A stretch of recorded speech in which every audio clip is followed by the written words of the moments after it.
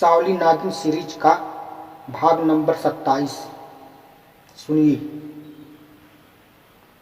पत्थर पर काले पेंट से लिखा था, सब्रस्तान बॉर्डर 70 किलोमीटर। वो समझ गई कि यह किलोमीटर पत्थर है। फिर सावली आगे बढ़ी, कुंवर भी उसके पीछे बढ़ा।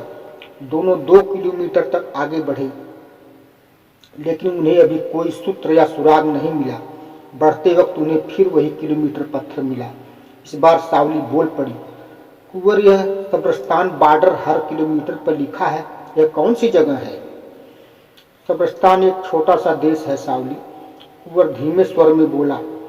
इसे तुम अपना पड़ोसी देश भी कह सकती हो। वहाँ बादशाहत हुकूमत चलती है। वहाँ का राजा गोपीनाथ है, जो कि हमारे देश इंडिया से मिलजुल कर रहता है।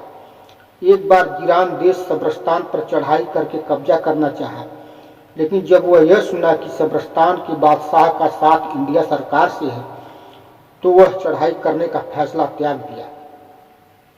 समझ गई कुंवर, चलो आगे बढ़े। सावली हरा बल्ब जलाकर कही। कुंवर भी हरा बल्ब जलाकर सिग्नल दिया, किंतु 10 ही कदम आगे बढ़ने पर सावली को फिर रुक जाना पड़ा। कुंवर भी उसके समीप जाकर ठिठका। ठिठकने की वजह यह थी कि गुफा वहां से बाएं साइड मुड़ी थी। सावली, क्या बात है, रुक क्यों गई? ऐसा करो, अब यहाँ से तुम आगे आगे चलो। सावली टार्च की हेडलाइट जलाकर मुड़ी तथा मुड़ी हुई गुफा की तरफ राह दिखाती हुई बोली, अब मैं तुम्हारे पीछे चलूंगी। मर्द जात हो न तुम, मर्द को हमेशा आगे रहना चाहिए। वेरी गुड सावली, तुम्हारी बातों में दम है।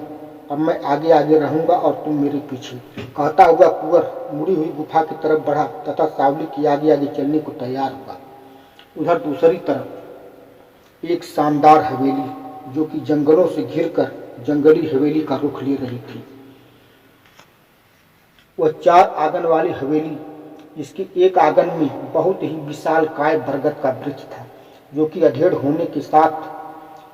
होने से दाढ़ीदार वृक्ष बन चुका था। उसी वृक्ष में मंगल साधु बंधा था। इस समय वह बेहोश था। उसके शरीर के सारे वस्त्र सिर्फ लिगोटी छोड़कर उतार लिए गए थे। उसकी पीठ, पेट, जांघ, चेहरा रस्सियों के निशान से जगह जगह कट चुके थे। इसी समय आंगन में कई खूंखार लोग आए। सभी के चेहरे पर तो नहीं, लेकिन उसमें से एक के चेहरे पर बारीकी नजर से यह दिख रहा था कि जैसे फेस मास्क लगा हुआ है। स्कॉर्पियो साहब, यह हरामजादा साधु अपना नाम मंगल बोला।